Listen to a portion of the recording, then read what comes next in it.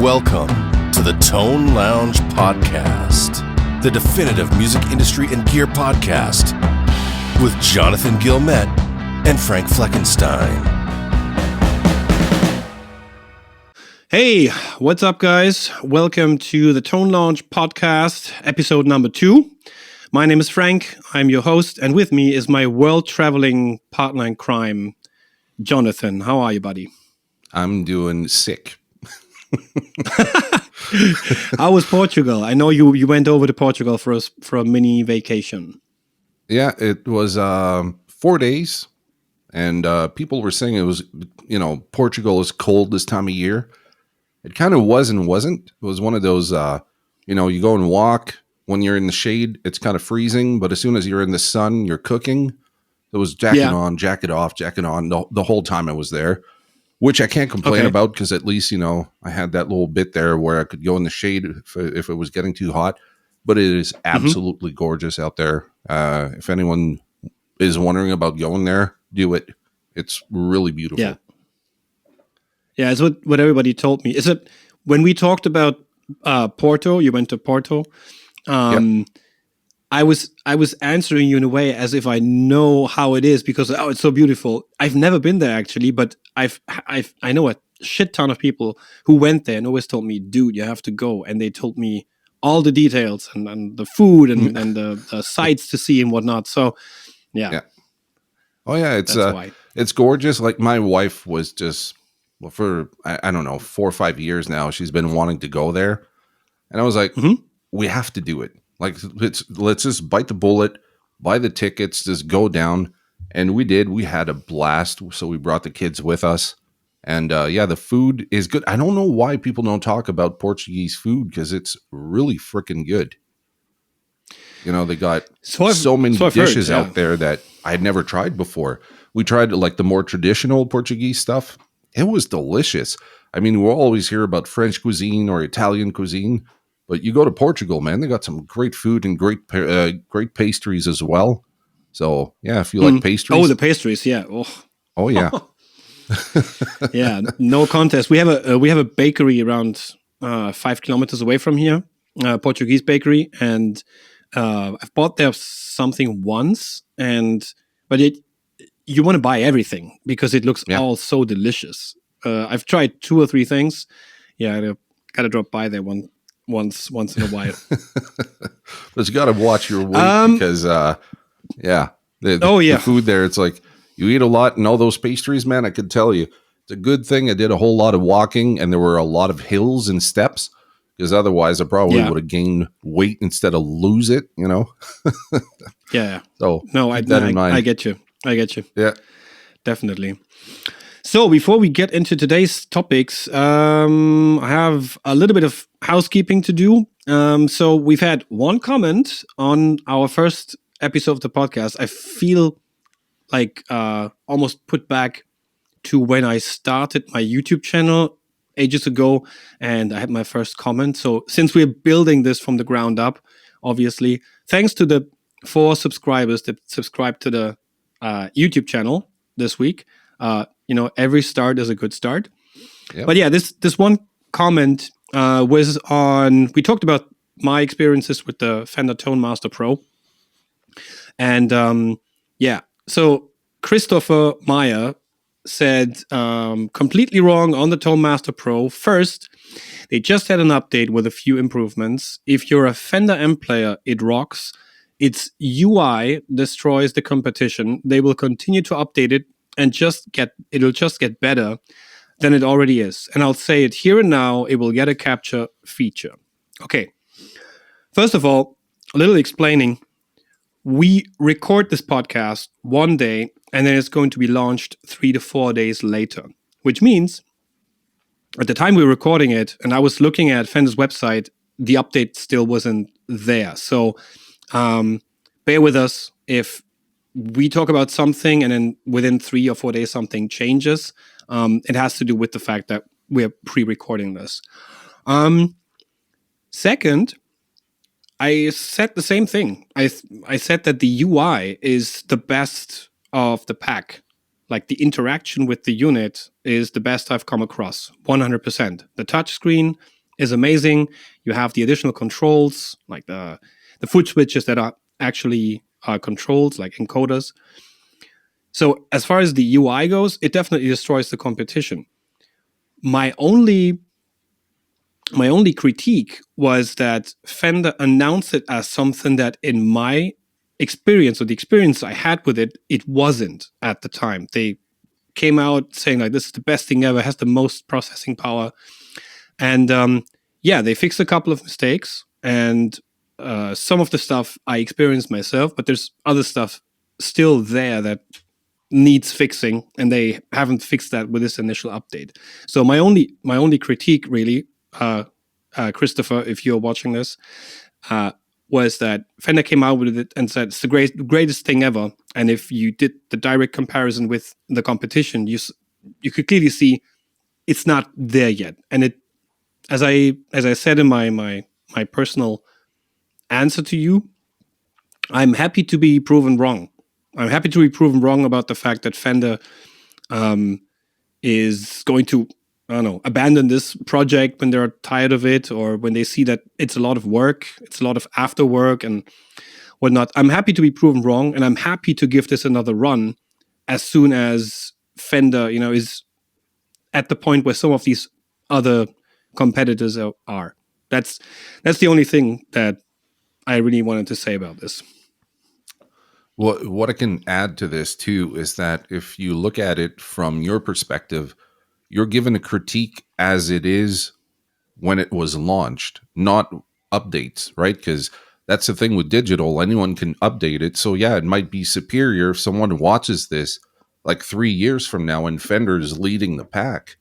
But at the moment of launch, your critique was about how it functioned on the day of the launch, pretty much, right? Because there hasn't been any update until you did your video. There was no update. So it's a legitimate criticism that you were giving. And if they do updates, well, we can talk about like, yeah, they could make this better. They could make this better. And I'm sure they will. But your point of view was, as a user, as someone who's bought it and wasn't given this in exchange for video, this is how I feel about it. And you weren't saying, put it in the trash, it's no good. You were saying, hopefully these are things that are resolved in the future, because as it stands, I don't feel like it really is bringing anything new to the table compared to the other guys. And I think having an honest opinion about something is not going to please everybody, but it's good to have it there. And it's good that this person can get to comment and give their opinion on it too. Anyone that watches the video, then reads a comment, can get, a pretty good idea of what's going on here. Yeah, this person didn't like it, but this person says it's actually really good. So, that's the point of doing an actual review as opposed to a demo. A demo, you just show how something works, but you don't talk about your opinions. And in this case, you gave it. Maybe not everybody's going to be pleased with it, but at least you put out something that's different than just being a positive review, right? Yeah. No, totally fine with me. And I also appreciated all the comments on the actual video. There were people who said, I had the same experience. There were other people that said, you know what? I think you're doing it wrong. And I really believe that Fender is going to, continue with updates and they're not going to abandon it. So it was, if I had to put it into percentages, I think it was 50-50. And it's okay. It's okay. I appreciate all kinds of opinions and comments on everything. Hell, I comment on stuff all the time, and give my opinion into the spectrum of opinions. I think that's actually something we are kind of losing these days. People throwing in opinions and then people reading these opinions. Some of them are being tossed out too fast, but it is what it is. So that's all the housekeeping, actually. Yeah. I'm sorry? No. Well, what I was going to say is that with especially a product like this, you have a company that's known for doing analog for, 60 years or plus. And then they come into the digital realm. People who are hardcore fans of Fender will vouch for them. You know, they want to see them succeed. And someone else who doesn't really have a horse in this race might be like, yeah, who cares? If they make it, they make it. If they don't, they don't. We're already, you know, pretty satisfied with whatever's on the market right now. So that's why it's good to be able to leave comments on YouTube videos. You can say, look, I'm a Fender fan, but I don't like this product. Or you can say, I'm not a Fender fan, but I love this product, and anything in between. And the more we get to express how we feel about certain things, companies can come in, read them, and say, look, you know, it's 50-50. So maybe we could change the balance on this and bring it more to like 75% of people are more satisfied with the product.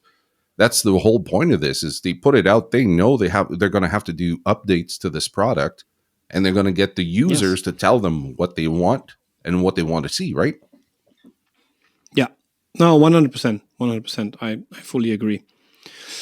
That's all the housekeeping. So I'd like to jump into a couple of news stuff that I found the past couple of days that might be interesting to talk about. I'm just gonna share this with you so that you can see it as well. Just a second. All right. Can you see that? Yep. Okay. I'd like to start off with this. This is funny.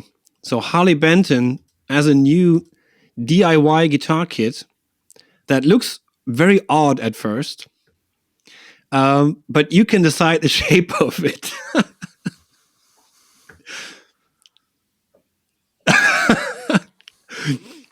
I think it's really funny. So this thing essentially looks like a Bo Diddley kind of guitar, if you look at it. Yeah. And also, I don't know what kind of wood that it is. It awfully looks like an IKEA closet, to be honest. I'm not 100% sure, but so Harley Benton has revealed a new 5-strong set of DIY kits. One of them is far more attention grabbing than the others, because it's no ordinary DIY components bag. Rather, the body comes distinctly square shaped. Why? Well, we know why. The idea is that you put it into shape. And I'm really looking forward to see what people come up with, to be honest. This looks so fun. Well, I'm sure there's going to be a lot of wacky things, but you know what I would do with this? I would just outline the shape of the guitar, but leave it square. So it looks like you're playing a guitar, but whatever's around it is still square, just to make it look as silly as possible. So if this is the first thing off the top of my head, I can just imagine what other people are going to come up with. And, you know, all the better for Harley Benton, because that should be like a really wacky thing. I'm sure some people are going to be really crafty and make some very good looking guitars, but you got idiots like me who are looking at this and they're like, can we make this into a meme? You know what I would do? I would cut it into the smallest possible form, as small as possible. Yeah, it's gonna be like pulling heavily towards the headstock because there's no weight on the other end. But just to make it as travel friendly as possible, you know, you can put it into your suitcase and just travel. Yeah. Oh yeah, I'm sure some people are going to do stuff like that for sure. You know, have you ever seen like the Stratocaster? The Stratocaster is like upside down? No, it's the one that was carved out, but all around the pickguard. Yeah, exactly. Yeah, that's kind of like a travel caster, so to speak. Yeah. There it is. What? Like $100? It's nothing. Yeah. Amazing. How much does it cost around here? Probably the same. 115. It's a no-brainer just to have fun. I mean, if people are buying clones from JHS to build themselves for $99, you know, why not a square guitar? Why not? You'll never know. You'll never know. Yeah. All right. News number 2 is an article I found here. I think it's an Ultimate Guitar article. where somebody with the name of Matt Dunn, who is a writer, says, "I don't think I'll ever buy another tube amp now, thanks to this pedal." And he was referring to one of the latest pedals that Universal Audio came out with, but there were other pedals like that previous to it. I mean, we had and he's actually writing about it. He's saying we had the Walrus ACS, we had the Strymon Iridium, which is very popular among people who want a only pedalboard setup. And then, and he says, well, for him, the game was always very clear. You know, he has his Marshall, he has a few pedals, and now thanks to this pedal, he's never going back to playing a real amp. So he claims. What's your take on this? Do you think we are going to see more people migrating to pedal-only kind of setups? And I'm asking you this because I recently also saw that the Edge of U2 said the same thing, where he, for the shows they did in Las Vegas, I believed, he ditched all of his amps, and he just went with this pedalboard-only setup. Do you think we're going to see more of that over time? I think for gigging musicians, this might be like the way forward in the next few years.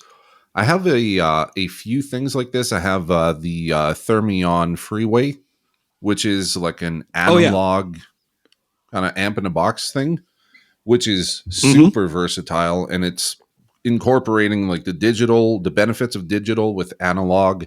I also have the Carl Martin Ampster, which is a tube-based preamp. Kind of does the whole like Fender clean type of tone. If I'm like to compare that with an amp in the room, of course, there's going to be like a huge plus for a tube amp. But let's say I was going out tomorrow doing a tour and I have to pay all the stuff myself for the shipping and all this stuff. I don't want to bring like a tube amp. There's no way I want to do that, right? They're heavy, they're costly. Yeah. But if I have like, I don't know, a 12-week gig with a band and I can just put everything in a bag, bring it at the airport with me, I would probably go with that. Especially if it sounds good. Like the audience doesn't say like, that sounds like a Mickey Mouse guitar. Like, what's this guy playing through? If it doesn't do that, if it sounds good and everyone compliments you on the sound, why not?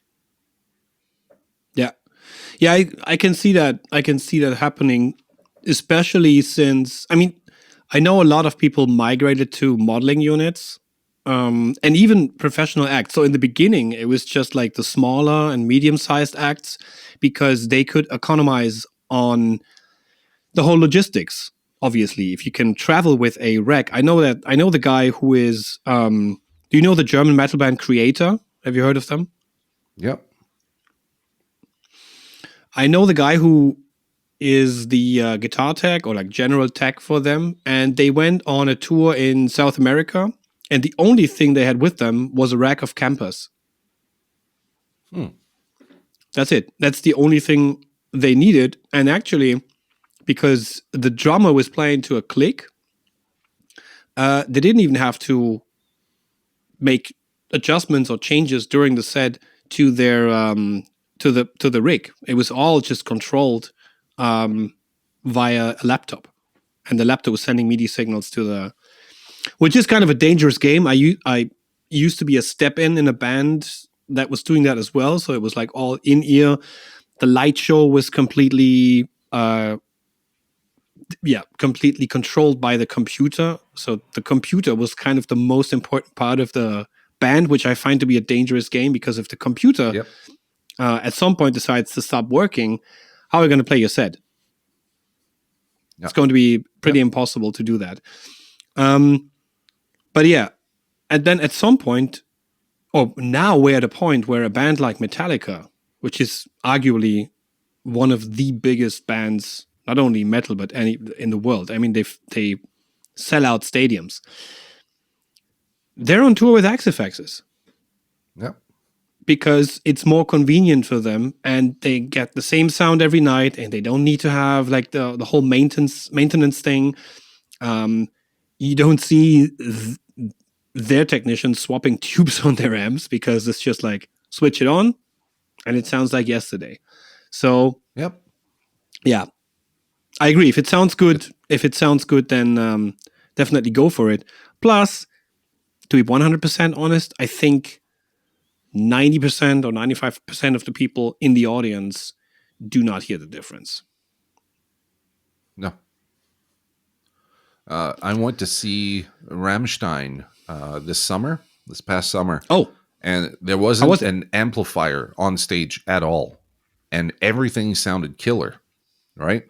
So this is where we're at. We're at a point where if we're going to be comparing like the analog gear to the digital modeler stuff, of course, like in the room, you can tell one sounds pre-recorded while the other one sounds live. But as soon as you put a microphone in front of your guitar amp, like you level the playing field here. And for musicians, we have to think of how this industry works, right? The venue wants to make money off of you. Your touring agent wants to make money off of you. Everybody's trying to get a piece of the pie from you. So now if you have to pay someone else and you're not making any money, that means you have to take care of bringing your own rig, setting it up, getting it fixed, the whole thing. Now, if you can have something like this, your amp goes down. Well, you can have 2, 3 of them. Just pop one out of the bag, put it there, and you're back on track. You don't have to wait for the tubes to warm up. You don't have to get it biased. There's a lot of like really forward thinking with this, but I think the industry and the way everyone is kind of like eating off of whatever musicians are making is forcing musicians to downsize the gear that they use so that it doesn't cost them too much money. Yeah, 100. I couldn't agree more. It's it just has to do with the fact that everything has become more expensive. Even before the pandemic, like touring was more expensive, and then you heard about venues starting to put into their agreements with the bands that they get a cut of the merch, which is like in the days when I was touring. Yeah, in the days when I was touring, and I was touring extensively between the years of 2005 and 2008. That was like, if a venue would have asked our tour manager a cut of the merch, he would go like, yeah, goodbye. Not happening. I'm never going to talk to you, babe. Yeah. No, because that's the other part is I was in a band too in about the same time period. The shirts, we had to buy a set amount of shirts. We had to pay for the printing. And now depending on what kind of print you wanted on it, some of it could be more expensive. So if you were thinking about like women's shirt, men's shirt, baseball caps, cups, all this stuff, sometimes you could be in for like $2,000 for a really small run. And you were trying to sell this to make money. So you had to be the merch person at the table selling your own merch. And then you were trying to cut deals at the end of the night because you were still stuck with a shitload of stuff. So you're like, okay, well, look, if you grab some stickers and that cup over there, I'll throw in this t-shirt or whatever. And that's how you made your money. Now bands are playing at the venues and they're still doing this, but the venue's expecting to make a cut off their merch. Yeah. What? Oh, yeah. They didn't pay for the shirts. They didn't pay for any of that stuff. They're not selling it. Why are they getting a cut? So when you think about it, it's like, why would you bring like your vintage Marshall amp with, you know, your 59 Les Paul on tour when everyone's just making money off of you? That's stupid. No. Bring a guitar that's like a mid-price guitar. If it's broken or stolen, you can go buy another one. Bring something like this, small pedal, something that's really portable. And this way, you're not ruining yourself just to impress people that don't care about your rig to begin with. They just want to see the show. I know it's controversial. No, it's not controversial. I mean, you know, not everybody's Joe Bonamassa. You know, not everybody has the luxury to travel with 10, 15 vintage guitars where the entire case of guitars is worth more. Like, it's definitely worth more what we are going to make in a lifetime. It's pretty weird. But at the same time, someone like Joe Bonamassa, he's catering to guitar players that are big nerds, and they want to hear this gear for real. Like, they don't want to hear the modeling side of it. They want to hear the old Tweed amps and his 64 or whatever year guitar that he's playing with. But for like guys like us playing out, the audience is not so much into your gear because you're not Joe Bonamassa, right? You're just some guy playing music in a band, and people oftentimes don't even know you. So even if you're up there with like a $200 Squire that you modded and something like this, as long as you're putting on a hell of a good show, I think that's the only thing that's important.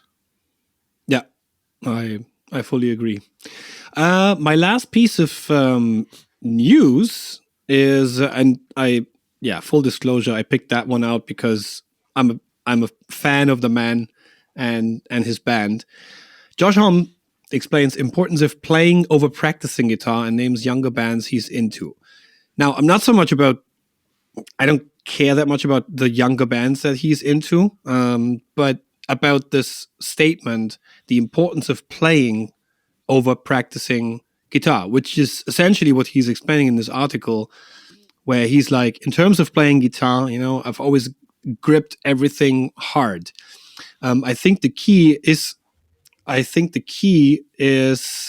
to just not to push too hard. Follow the guitar where it goes. Don't push too hard. That's what I think. So essentially, in this article, he says there was a time where he really had to practice a lot. As I said, I think it was polka lessons. So he had to practice a lot. And at some point, he just went over to nerds. I like playing. And partially, I agree with him for one thing that I've seen very often with guitar players.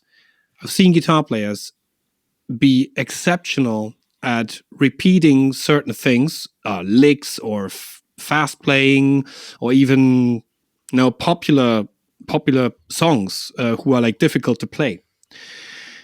But whenever they were in a situation where they simply had to jam with people, they were stuck.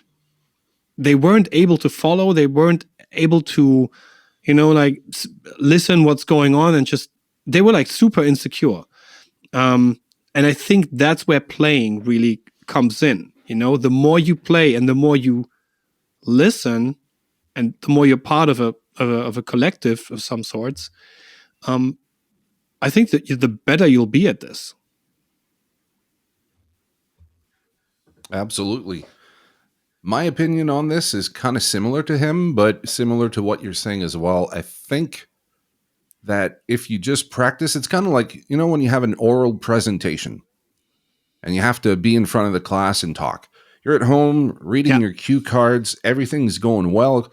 You don't have the nerves, right? You're not like super nervous. You don't have the adrenaline. You're not thinking about like, am I going to mess this up? Am I going to puke in front of everybody? There's like this nervous factor. So you're repeating and repeating and repeating so that it's ingrained. But then if you go up and you're talking to the class, and this is just you doing a solo performance, right? You're just talking to the class. If you look like you just practiced it, but you're not thinking about what you're saying, you're going to be monotone. You're going to be boring. And people are just going to want you to step off so that someone else can come on. But let's say you know the topic by hand and you go up there and you're not rehearsed. You just know all the topics. Then you're more alive. You're more engaging. You're going to see if someone has a question. You're going to point them out. That's where the practice comes in as a musician. But then playing is where you're with the other musicians and you see the call and response that you have with your drummer or with the bass player. You know when to pull out because the singer is coming back in.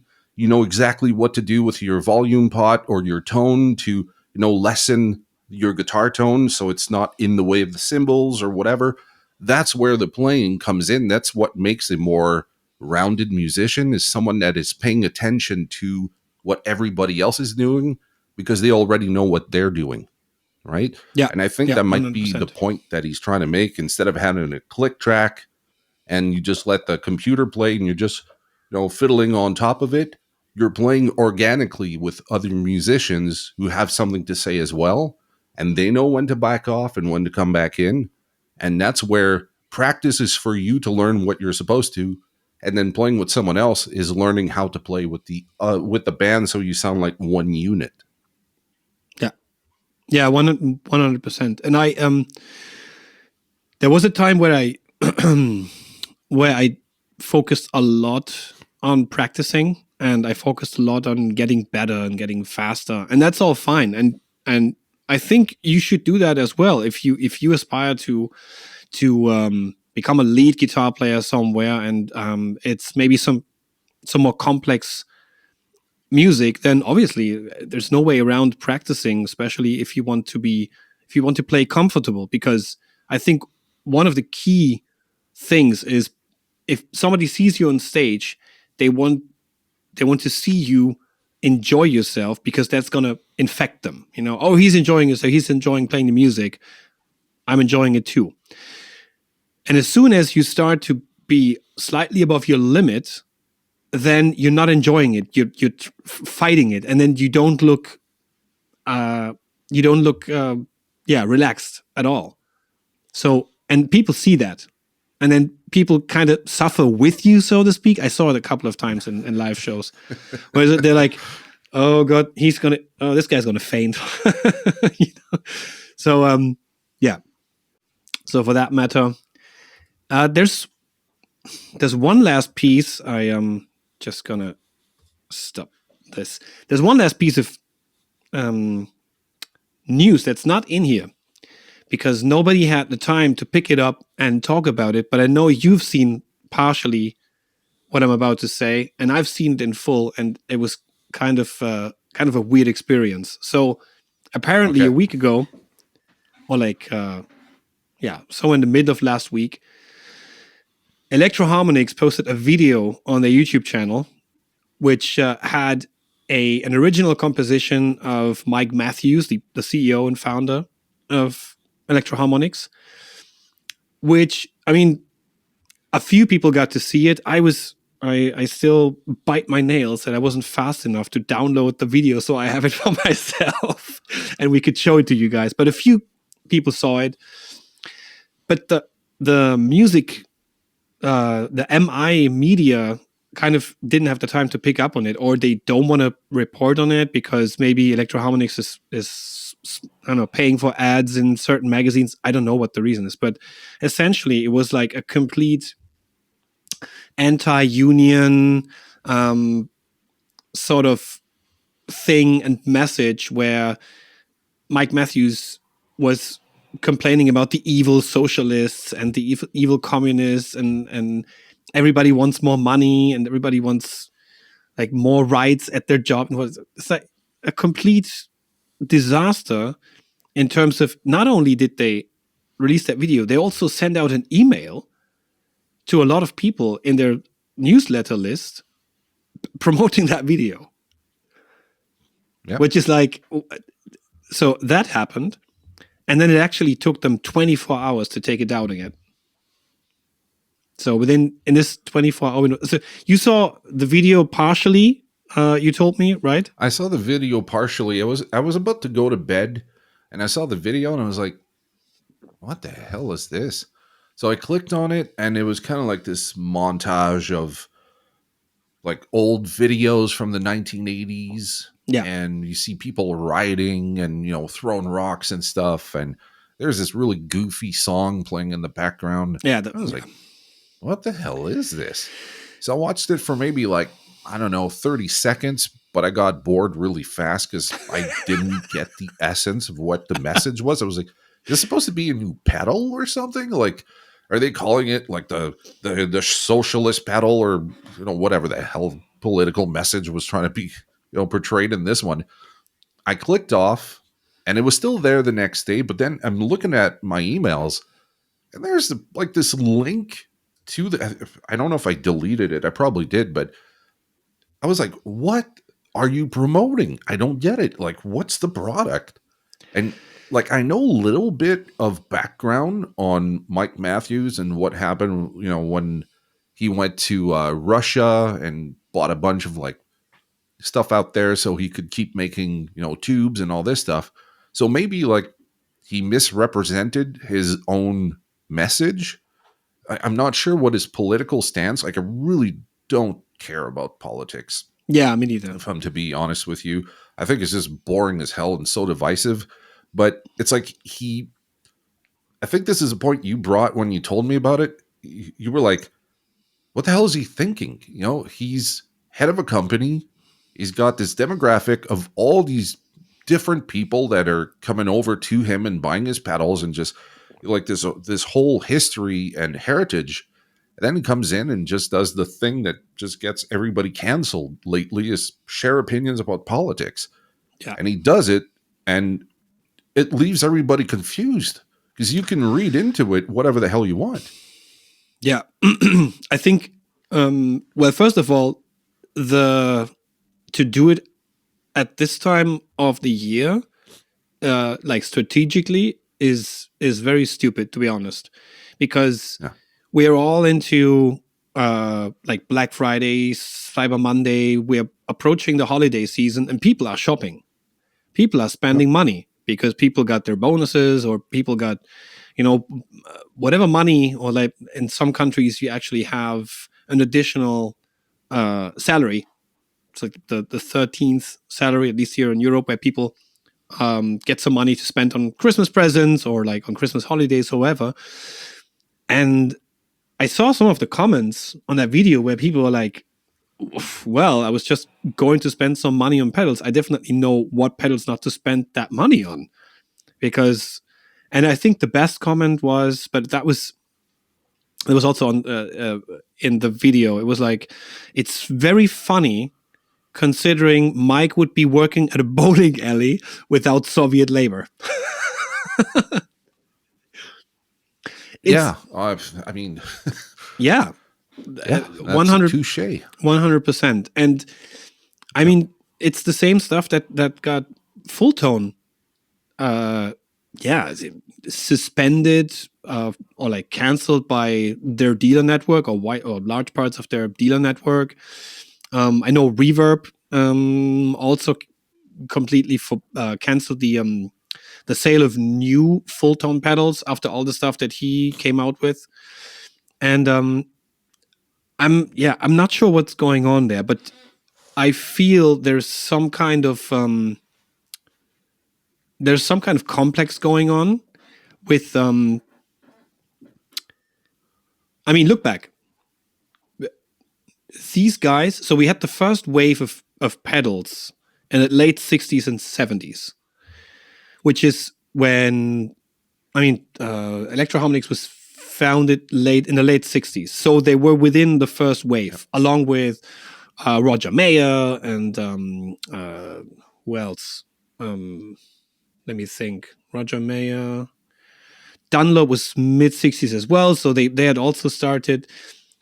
So that was the first wave. And back then, they were kings.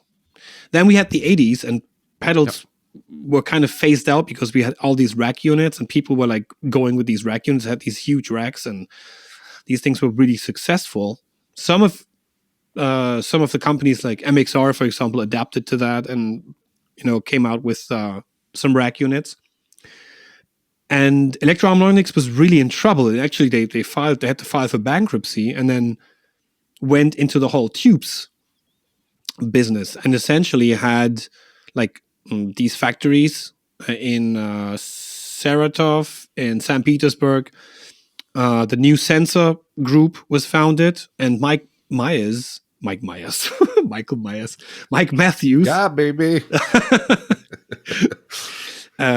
Michael Matthews pretty much made a whole lot of money and became like the biggest distributor of tubes worldwide with new Sensor, thanks to Soviet labor, communistic, socialistic labor. And then in the 90s, we had the second big wave of pedals. Only this time it was a lot bigger, because so what happened with Electro-Harmonix in the beginning of the 90s, a lot of the people that wanted to play pedals bought the old pedals from the 70s, and the demand was that high that Matthews decided, okay, we are going to build these again because apparently there's a demand. So we had the second wave where at some point you had not only Electro-Harmonics, by the time we then had Boss, we had Ibanez, we had MXR, we had Dunlop, we had Fulltone. Fulltone started in the beginning of the 90s. Zvex started in 94, and so on and so forth. Oh, Analog Man, another company. So we had all these companies, and then with the second wave, because it was still a couple of, like 2, maybe 3 handful of companies that made pedals, they were kings. They were absolute kings, and they had a very, very good run. But now, 20, 30 years have passed, and it's essentially full of people making pedals. Last time I checked, we have over 2,500 companies, registered companies in the world that make pedals, which means, including myself, we're all pissing in the same pool, but the pool only has so much volume, and at some point, it's going to swap over. And I think guys like Mike Fuller from Fulltone, or now Matthews, I think they're kind of frustrated that they're not kings anymore. My opinion. It's possible. I also think that they are people of a certain age where they were used to just like blurting out opinions without any repercussion to their companies. And they haven't read the room, because right now it's not very popular to give your opinion on anything, especially if it's politically polarized. Yeah. So I remember the whole Mike Fuller thing, like people were pissed off because he was complaining about like people robbing around his neighborhood or whatever. And he said other stuff. I don't remember exactly what he said, but people vote usually with their money. So whether we agree with it or not, if people say, I'm not buying any Fulltone products anymore because I don't like this guy's opinion, that's how capitalism works. If you don't like someone, you don't have to buy their shit. Yeah. Pretty simple. And the thing with EHX, I love the company. I love the heritage of everything they've done. That doesn't mean I have to love the political ideas of the CEO owner of the company. But I don't vote that way. Like, I'll buy the damn pedals because I feel like it, and I don't give a crap what the person's opinion is. But someone else, they're going to be like, I don't like it, and I don't have to support your views, so I'm not buying it anymore. Yeah. So that can have some really strong repercussions, because that's how people vote now. We vote with our money, we buy what we want, and as soon as someone steps out of line, people say, I'm done. I'm not buying it. We saw it with Bud Light. We saw it with a whole bunch of things, right?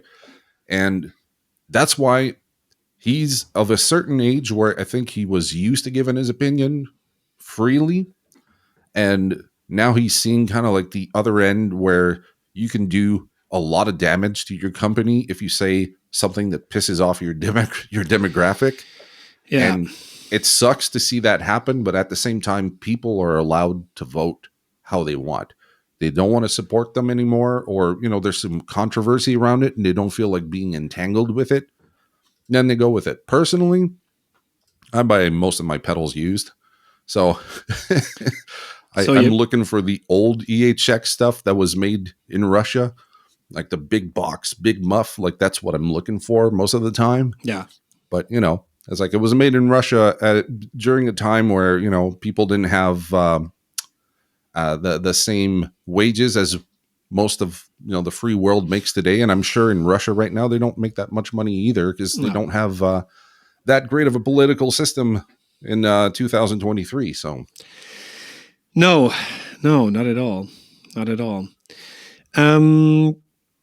So in conclusion, we could say that Mike Matthews had his very personal Bud Light moment. Yeah. Oh, absolutely.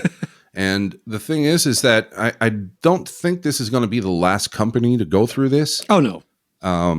But if the other guys are paying attention, they're going to be like, okay, look, there's a lot of tension right now in the world, and musicians, if you piss them off, it's the worst thing you can do is to actually get them against you.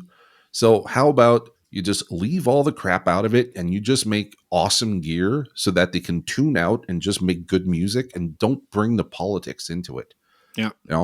You look at someone like Josh Scott, he's got his employees, is always filming them. They're always talking about like the music they like, and all people end up connecting with a company like that because they're more human. They're not bringing in crap that everyone's trying to tune out, Yeah. So they're keeping it light, they're keeping it fun. And I think that the audience is just building around them, just because of that. It's lighthearted, it's fun, it's entertaining. And if all companies were trying to do that with their audience, I think they would have a lot of success. Yeah. No, 100%. These days, it's definitely about how you communicate and how you connect with your audience or your future audience, for that matter. Because, JHS's channel has been growing ever since they started the JHS show and all the content they were producing. And it's kind of what we're going to talk about in the main topic of this podcast as well, because right now for a lot of people it's going really great, and for a lot of others it's actually not going that great. So we always go ahead and look at the possible topics we're going to talk about. And while it's always fun to talk about gear and gear-related stuff and people using gear and us using gear and whatnot, that's always fun. I also think it's very important to talk about some of the stuff that is barely talked about and that a lot of people have actually no clue is happening. So one of the things that you put into kind of a list of brainstorming topics was the state of the gear industry post-COVID, which was kind of the same thing that I added in the beginning, where I said the industry, the musical instrument industry, is in trouble. Why is that, and how can we get out of it? And I'd like to start with us making ourselves part of the equation. So here's my question. When you buy gear, are you going into stores or are you buying it online? And if you do both, what would be the percentage?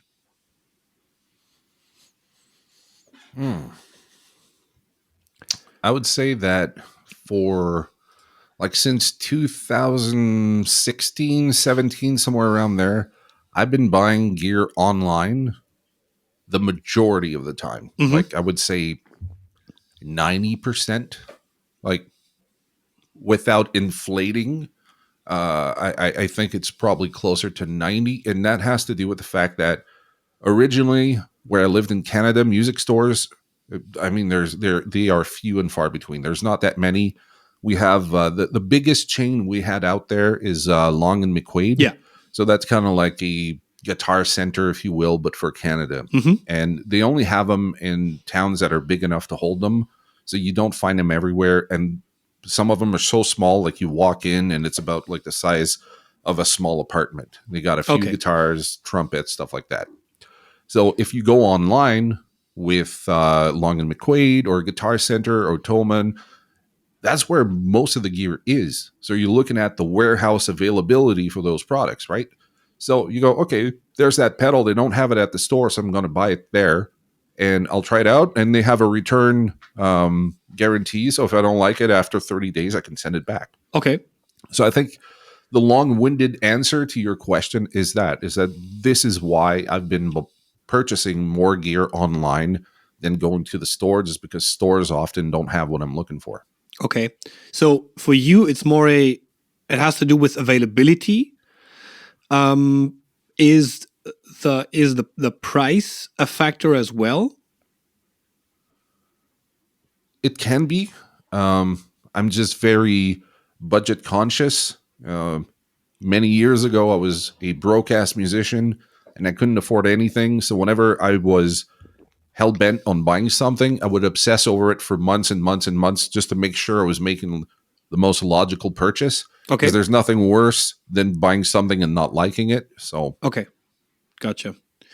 And as for myself, it's actually so if I had to put it into percentages, for me nowadays it's about 60 to 65% online, and the rest I actually buy in stores. The reason for that is, well, yeah, for me it's the same thing. It's kind of, it has to do with availability. If I want something, and that goes in kind of the convenience factor. It's why Amazon is so successful with their business. They don't always have the cheapest price, but they always have availability in some form, you know. And for me, it's like, if I want to have something, I don't want to wait, I don't know, X number of weeks to get it. I want it as fast as possible. So sometimes, even though there are stores or online retailers that have a slightly cheaper price, I'm going with the one where I can get it right away. And there's some stuff that I still like to buy in store, just for the sake of not losing touch with how these stores are doing and how they are. And I'm in the fortunate position that in my hometown, which is Cologne, we have one of the biggest operations in the world, which is Music Store Professional, where I also used to work at. And we have a couple of smaller stores as well. So if, for example, like all the accessory stuff where I know they're going to make the most of their money on, I'm going to go there. I'm going to buy strings and all that other stuff in those small stores. So that's me.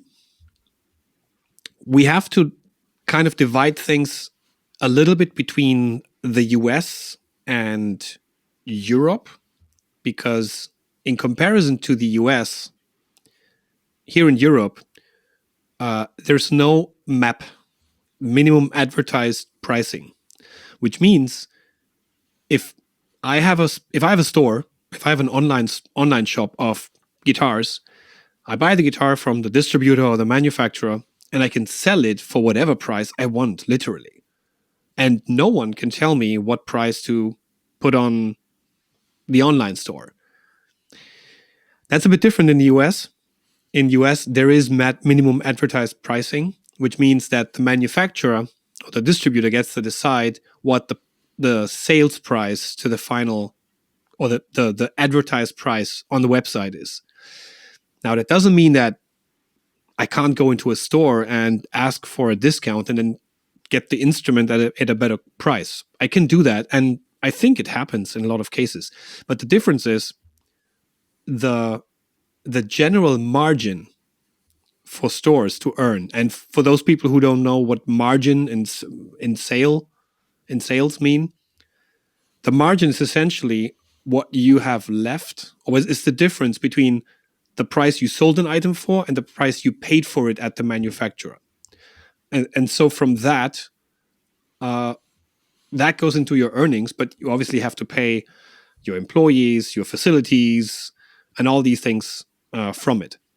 Now, we have way lower margins in Europe than we have in the US because of that. And that's why we see a lot of stores, especially in Europe, fading away, because they can't survive on the margins anymore. Some of them also close because, the owner is retiring and there's no one to like follow. But a lot of them, they're like really, really struggling. And for me, being a professional in that industry for like 26 years now, it's difficult. It's difficult to see that. We said that we are going to talk about this from like 3 different perspectives.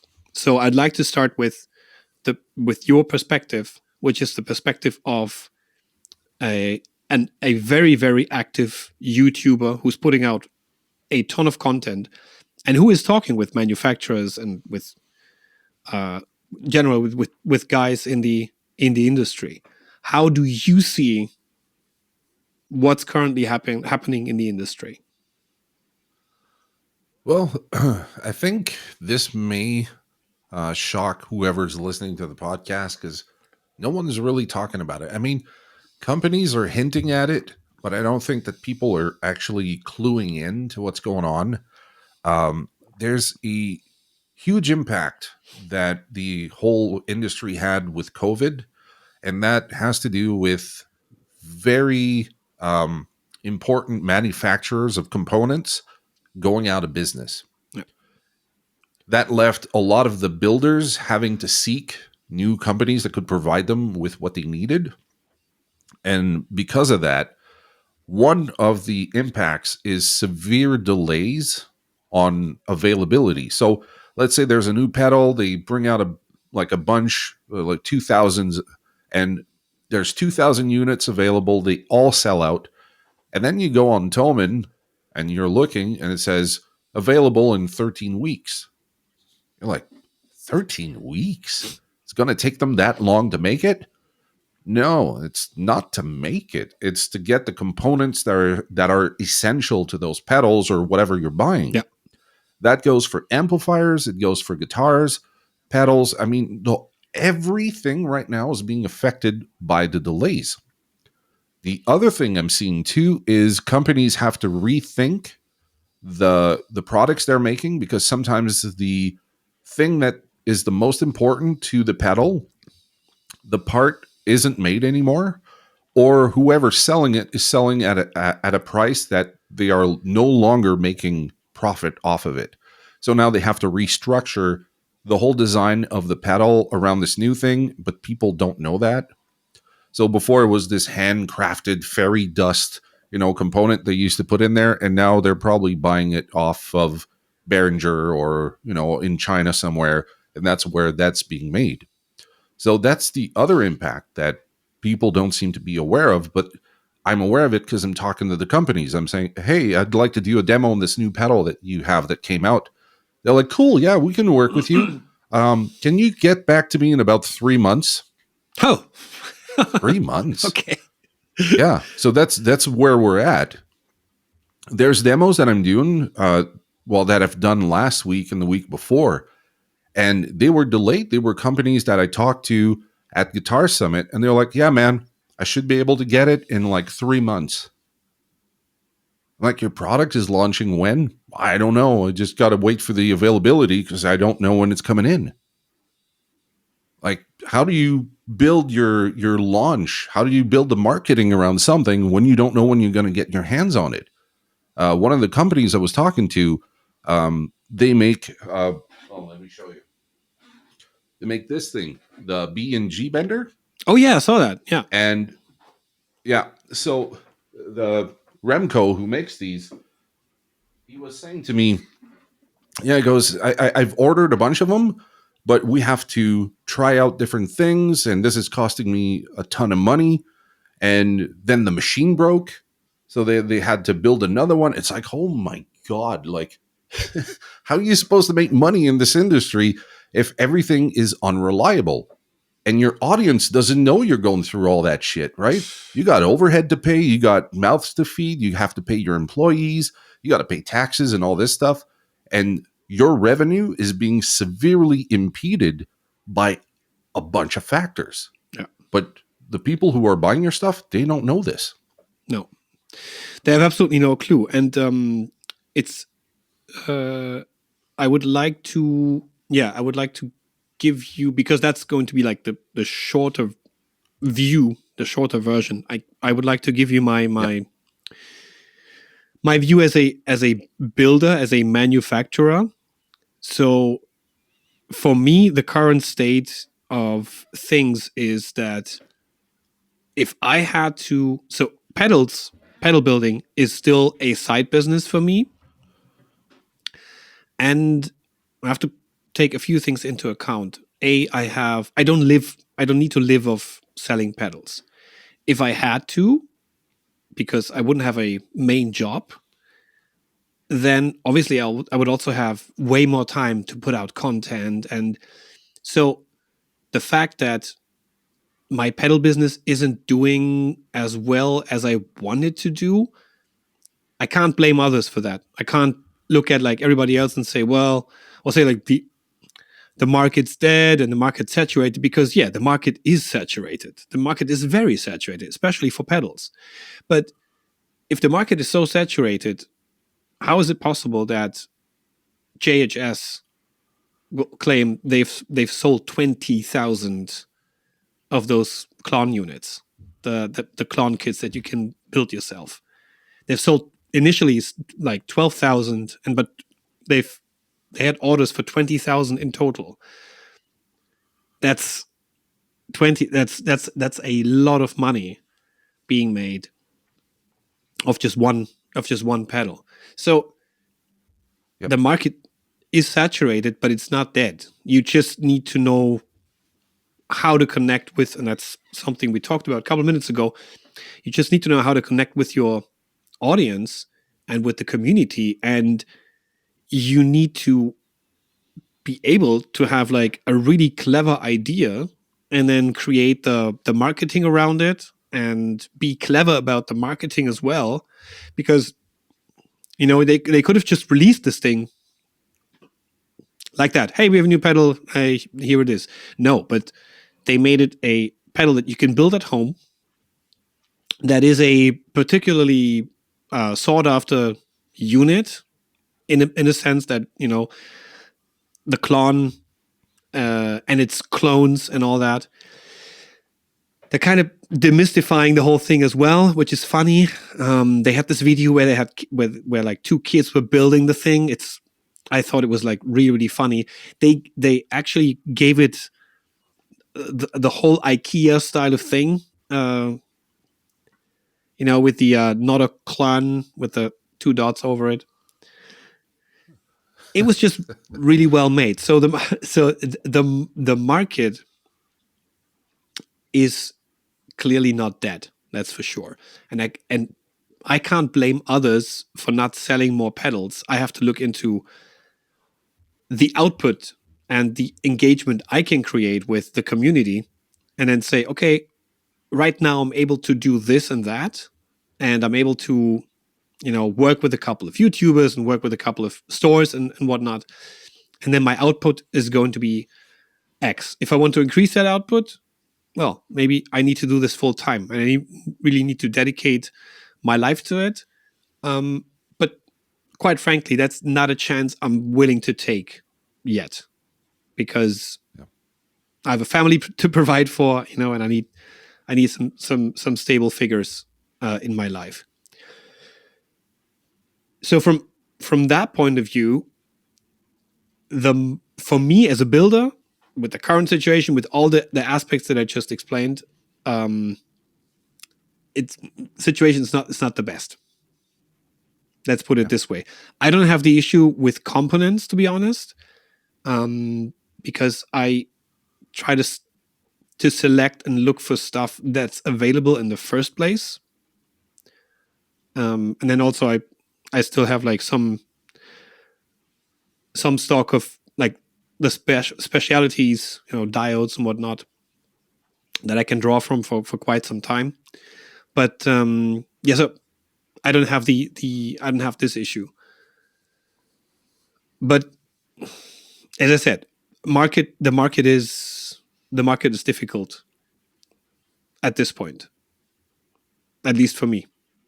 Yeah, it does present some challenges, and there's this other concept too. Like you've mentioned, saturation, and I don't think there's ever going to be a saturation of really great products, because if you look at when you go out into the town and you have like 10 pizza places and you have 20 burger places, but you always have like the one pizzeria where there's a freaking lineup of people just waiting to get in. They'll wait an hour to go in.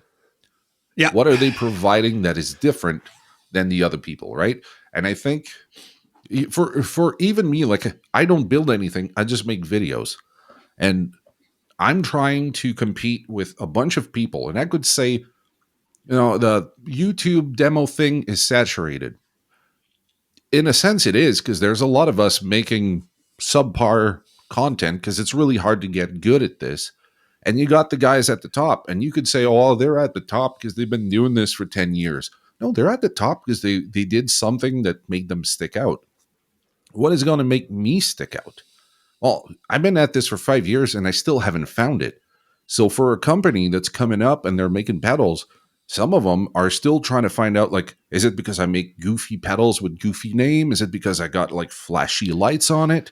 Yeah. Understanding your audience or understanding your customer is super crucial. And I think that even for a big company like JHS, they're building these pedals, they're making boutique stuff that's going after like some sought after pedals or really rare pedals. And then they come up with this funny idea that they probably didn't think was going to catch on that much. And I think they've awoken a beast that if everyone pays attention to it, might be able to replicate in some way. The price point is absolutely killer. So $99. Yeah. You could do it yourself and you don't have to be, versed in pedal building. Your kids could do it. Think about that. And it sounds great. Now, I don't know about the long-term reliability, but it looks like their PC board is not crap and everything is like pre-assembled. All you got to do is just know what to connect together, put the little goop, and there you go. You can customize it. They've tapped into something that if other people could replicate in their own way, could see maybe a shift in pedals where people don't have to necessarily get them handmade by some special dwarves in some Scandinavian forest somewhere, with magical fairy dust. They could just like buy this thing, put it together, customize it how they want. It cost them $99 and the company doesn't even have to build them. They just got to make sure everything's working, put it in the box, send it over, have fun. There's a creative element to it. And I don't know if it was really conscious on the part of the team, but they really stumbled on something really cool. And those things have sold out. Like, I wanted to buy one for my kid. He's 12 years old. He's starting to get into guitar. He saw the video. He was foaming at the mouth. He's like, Dad, that reminds me of Legos. Because I could just put it together. And I'm sitting there and I'm looking at my wife. I'm like, I could do this. Like, I got big, clumsy hands. Don't ask me to build a pedal. But that I would do in a flash. So I was going to buy 2 of them. They were sold out. They were gone. Oh, shit. Yeah. Yeah, I was thinking about it too.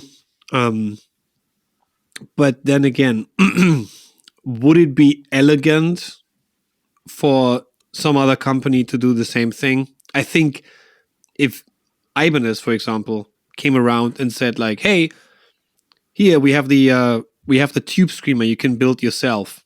I don't think it would have the same effect. No, because if they were doing the same thing, that's where you get to saturate the market, because you're not bringing anything original to the table. You're just copying what someone else did. And there's a lot of copycats out there. Sorry about that. The volume's supposed to be off. There we go. You're a wanted man. So yeah, if you're just, I'm a busy guy. But yeah, if you're just replicating the same thing, the novelty of it will wear off. And if everyone's just jumping, trying to, hey, we did an IKEA thing or we did a Walmart shopping thing, it's like, yeah, it's going to wear off. But if all companies are trying to find ways to make pedals more interesting, like you got the Freeway from Thermion, right? So it's a modular, it's a preamp pedal, it's got IRs built in. You could use your own IRs. It's got built-in reverb and all this, right? So they, instead of doing the digital thing, they went for the analog thing. There's going to be a market for that. If you're looking at all the gear that we're using, if someone can find just the right idea, it doesn't have to be the same idea, but just something different, that's often what can lead you to make a lot of money. I think you said, or someone said that JHS, they made like 2 million in sales just from like the first batch that went out or something like that, right? Or like huge amount, like they made a ton of money from it. Yeah, sure. Will this last though? That's I know who said it. Was Chris Jupiter. It was Chris Jupiter who said, that might be it. Yeah. And he's a very, very dear friend of mine. I love him very much. But I also, he made a second post afterwards, and he said like, JHS did this clown thing, and we sold 20% more pedals this year than we did last year. So, this message goes out to all the people who talk about like the market is dead and so on and so forth. And again, I love him, but I hate to disagree with him because the situation is a bit more complex. Because essentially he's saying JHS is doing great, we are doing great. Why is the market dead? Or why is everybody saying the market's dead? And that's simplifying the things a little bit. One thing we can certainly say is, because, I mean, the things you put in our list was, what is the situation post-COVID? So what happened was, we had 2019, we had a pretty okay industry going. It wasn't going super well, but it was going okay. And then boom, COVID comes around, and people cannot spend money on holidays. They can't go to festivals. They can't do anything that has to do with being out with other people, experiencing life. Everybody's at home. So they sit on all their cash and they don't know what to do with it. I know a lot of people who actually said it to me exactly this way. We're like, we don't know what to do with all the money. So we just bought this and this and that. And particularly 2 industries benefited a lot from the pandemic. Our industry, the musical instruments industry, because people suddenly were like, you know what? Fuck it. I'm just going to buy the Gibson Les Paul that I always wanted. Or I buy the amplifier. Or now I can pay, for those pedals because I'm going to be stuck at home.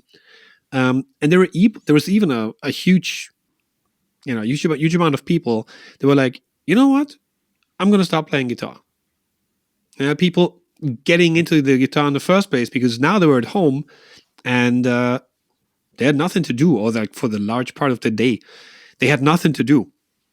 So 2020, 2021, and then the first quarter of 22 were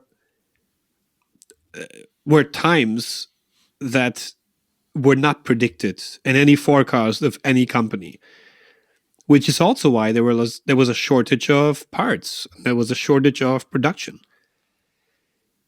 And the problem is, and we had the same thing going on like 10, 12 years ago or something. We had the same thing going on where we had a new wave of guitar-driven music and people picked up the guitar. And all the manufacturers thought, wow, amazing. We are going back into golden times. We need to produce the shit out of everything. And what they end up with, like 3 years later, the wave kind of, went off. And they were stuck with so much stock, and they didn't get rid of it. So that was one thing taking place, and it just repeated itself over the pandemic because companies like Fender, for example, they produced so much that they're now sitting on large stocks of their like basic guitar lines, and they're now selling them off at pricing. I've seen Fender. Where did I see that actually? I think Fender is selling off the Player Strat at slightly under $600 directly at their website, essentially undercutting dealers. I think I saw, was it Enderton's who did a video about like some of those Strats that were like ridiculously priced, right? So when you consider that, they're making, like, to your point, they made a surplus because they probably overshot their predictions. Oh, yeah. And now they're trying to liquidate what they have, which is financially not the most brilliant move, especially considering how tight things are at the moment. And this requires everyone to adapt to the situation. Post-COVID, a bunch of new musicians came on the scene. I'm seeing it on the used market where you see like really nice guitars with really shitty amps. And I know right away that's someone who picked up the guitar during the pandemic. Yeah. They bought a beautiful Les Paul, $2,000 Les Paul with like a roll-in, little, practice amp. And you go, okay, this is someone who started picking up the guitar and now has just quit. He's trying to get their money back on their investment. And even the used market right now is so stale, it's hard to sell stuff. Like I've put a bunch of stuff for sale and everyone is kind of like tire kickers. Hey, would you be able to knock this down like 100%? Like, no. What? I'm trying to sell this. I'm not trying to give it away. And so then you're sitting, like you can see, I got a lot of gear, right? So I'm sitting on a lot of gear that I would like to move, but even I'm having a hard time moving it. And companies are having a hard time, positioning themselves with sales because they don't have enough or they have too much. Yeah. So yeah, it's a really weird time for gear. Yeah, absolutely. Absolutely. So I actually found a couple of numbers. There's a magazine called Music Trades, which is kind of an insider MI magazine that does, market research essentially. And they looked at a couple of numbers, and that's from exactly 1 year ago, because obviously it takes some time to study what happened the previous year and so on and so forth. But in the third quarter of 22, which is where we're in the third quarter of we're in the fourth quarter actually, sorry. But in the third quarter of 22, the sales were already about 7% lower than the previous year for fretted instruments. Let me see. Instrument amplifiers, 5.6. Sound reinforcement products, 6.5. Electronic music, 4.5. Percussion products, 2.2. Didn't take that much of a hit. Recording products, 10.2%. That's the other thing. A lot of people also bought like interfaces because they were like, I'm at home. Why not upgrade my recording rig? And then start recording. But then, obviously, in the beginning of 22, all the restrictions were currently gone. People were able to travel again. People were able to get together. I know it by myself because we were able to travel again. We traveled down to Chile for 3 months. All restrictions were gone. And suddenly, we also had like the conflict starting in the Ukraine. Like the war in the Ukraine started in February, and then throughout last year, it had a big impact, like on macroeconomics, where like gas prices were suddenly rising. People predicted that because Europe is so dependent on oil and gas from Russia, mainly gas though. That those prices would rise. And I don't want to see, I'm going to get my bill for last year pretty soon. I don't want to see that. It's going to be terrible because gas was so expensive last year, and the place where I live has a gas heating system. So people held back on all the expenses that had to do with, what's not necessary. What's necessary is you need a roof over your head. You need to pay for the expenses connected with it. You need a car maybe because you live in an area where there's no public transportation. And you need to eat. You need to eat. And you need to enjoy yourself from time to time. So people cut back on all of that. And you suddenly, especially around like quarter 3 and 4 of last year, you saw a major increase and almost saturation of the used market. People were getting rid of their stuff. Yeah, they were getting rid of it. And there's this other thing that I think is coming to the surface is seeing how guitar and gear I'm going to say it, the vast majority of us is a hobby. There's only a handful of like professionals who go out on tour and they make their living with this, they don't represent the majority of sales, right? No. So when you're like in the excess and you got all this like fancy gear and stuff like this, when you're going through hard times, you can't say, well, I got a choice here. I can keep my 20 Tube Screamer Klons that are handmade in this country or whatever, and I think I'm going to keep it. No, you have to liquidate stuff, so you sell it. And oftentimes when times are hard, you sell stuff at a loss for you, at a benefit for the buyer, and then they're happy with their purchase, but you're not making a ton of money. So there's no return on investment on what you're selling, because you're not selling at a time where you can sit on it for a few days or a few weeks. Yeah. But when you got something up for sale for 6 months, things don't look good for your sales. People are not buying it. So if you've got like an amp on Facebook Marketplace, it's a beautiful, hand wired amp and all this stuff, and you're asking $3,000, and you got like 2,000 clicks on it, but no one's ever written you. Time to rethink your price point, because you're not moving it. And for the other people looking at it, they're like, oh, that's a great looking amp. I can't afford to put this in my house. I just play for the fun of it. What am I going to do with a 100-watt beast? So that's the other consideration. Yeah, and that's where we kind of have to distinguish a little bit between the used market and the new market, because essentially the market of new musical instruments has declined over the course of the past 1.5 years, because people were able to go out again. And especially this year, people spent money on things they could experience. They went on vacation. All the festivals in Europe were almost sold out. Concerts, people are going to concerts again. Yeah. People want to spend money on that kind of stuff and not spend money on a pedal or something. And to your point with the used inventory, yeah, 100%. There is also a different mentality when it comes to used in different parts of the world.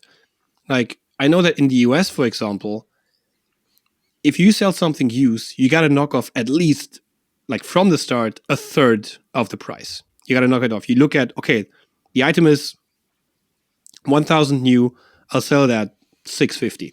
And normally from there on, it still goes a little bit down through a negotiation or something.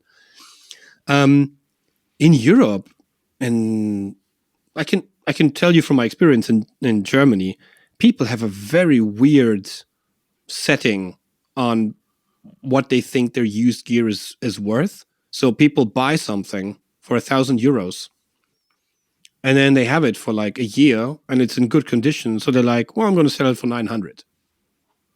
Like, nobody's going to buy it for 900 because it's a year old. And for 100 euros more, they could get the same thing if the price has not declined by then. But let's say the price, just for the sake of the argument, the price is still 1,000. They could get the same thing, but with full warranty for 100 euros more. So they won't buy it for like 900. Why would they? So there's a weird perception about this. But what people are definitely clever about is about the availability factor. Depending on what you're selling and how much available there is in your region, you might still be able to get a shit ton of money, almost what it costs new, because maybe I know from the Soraya Tone amp that I bought, it was like 100 euros less than new. But I also know if I have to order it in Malaysia, it's going to take 2 months to build. It's going to get here. I'm going to have to deal with customs, etc., etc. So I decided, you know what? Yeah. Whatever. It's in good shape. And there's not much available, almost none. So it was a good opportunity. But yeah, that's one part of the problem. A point that you made a little bit earlier. Buying a guitar, or buying multiple guitars, or buying multiple pedals, or buying amps, these are not rational decisions for 95% of the people Oh, you're a wanted man. I am. I'm going to have to take that later, but let's keep going. You can take it now if you want. Like to listen in. I'll call back later. These are not rational decisions. A rational decision is you make a rational decision on a car. You make a rational decision on where you live, what you buy for your daily life. Buying an instrument is an emotion-driven decision. You want to buy the guitar because your favorite guitar player plays it.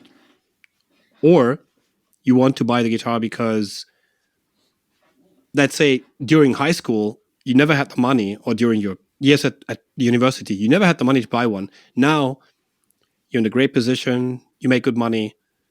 Now you can buy the custom shop Strat or the PRS or whatever. But these are emotion-based decisions. They're not rational decisions. And that's where our industry fails to read that a little bit. Yeah. They don't think about the fact that people don't buy a new guitar every year. You know? I mean, how many guitars did you buy over the course of this year?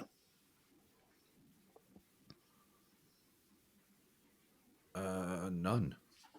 There you go. Yeah, because to your point, I think that's what is making the industry kind of going through harder times, is because like you're going to have like Fender trying to reinvent the Strat and the Telecaster through all these different iterations over the years, right?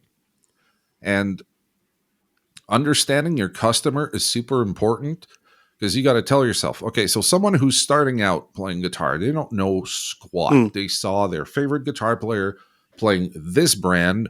They're still on the old model of trying to build brand loyalty. So if I started with Fender, I'm going to stick with Fender throughout my whole life. The reality is that nowadays musicians have to know how to be on Instagram, be on YouTube. They have to know how to, do the whole lighting and camera. We have to know a bunch of things that people back in the 1980s didn't have to contend with. So now here you are with your beginner guitar, and eventually you start to read online, you start to watch videos that educate you, and quickly you get the roadmap to understanding that you don't have to have a $4,000 guitar to sound great. You could buy an Epiphone instead of a Les Paul, because economically speaking, if you're not living off of this, $6,000, $10,000, whatever, for a Les Paul to go play a gig in a bar that's going to pay $100 for 5 people is not really a smart economical move. So a bit like when we're talking about like moving your rig from a big tube amp and all that to a small portable rig, that's where today's musician is at, thinking about their money, thinking about how much they're getting paid, and they're not doing it for the exposure. You don't feed your family with exposure. No. So we have to think, like, is this gear reliable? It cost me like just like this guitar over here. Mexican Telecaster. I'll play those all day instead of playing like a legit, like high-end boutique custom shop Fender, whatever, handcrafted by who. I don't care about that stuff. I really, truly don't. I want a workhorse. I want something that, it's got a big ding on it. I bought this guitar. I bought it for $120. Holy shit. Okay. Just 120 because the person was like kind of ashamed that there was a big ding in it. I'm like, I don't care if there's anything wrong with the electronics. I'm not a technician, but I can buy like a already pre-soldered harness, put it in there. I can buy the pickups, put them in there myself. You just watch YouTube videos and you can start to do all these mods yourself. Yep. That's the other point too with the industry.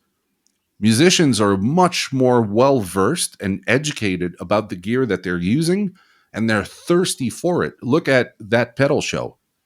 You got 2 brilliant guys sharing stuff with everybody, and you got people that are super knowledgeable still learning from these guys. Yep.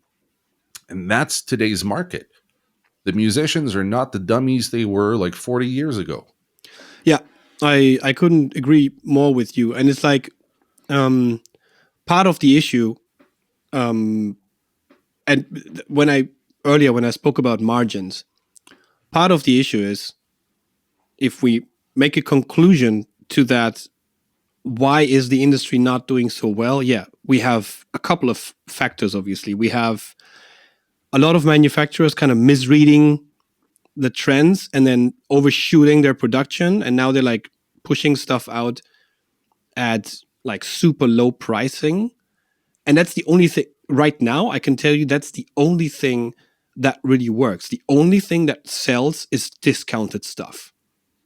You need to force people, apparently, to make a purchase, especially now that we're right in the middle of like Black Friday, Cyber Monday kind of thing going on.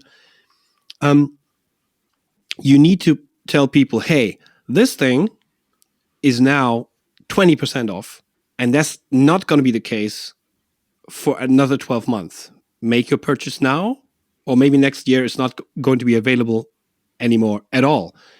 So you need to kind of force people into make a decision, which is what works. I see in my work, I see it every day. I still work in MI. I see it every day. So that's one thing. We also need to take into account that, as we said, these decisions, they're emotionally driven decisions. So if you don't need a guitar, you don't need a guitar because you already have two. You're not going to buy another one. As the professional musician is making rational decisions because maybe he plays in a band where there is a certain set list and certain guitars are needed to get the job done.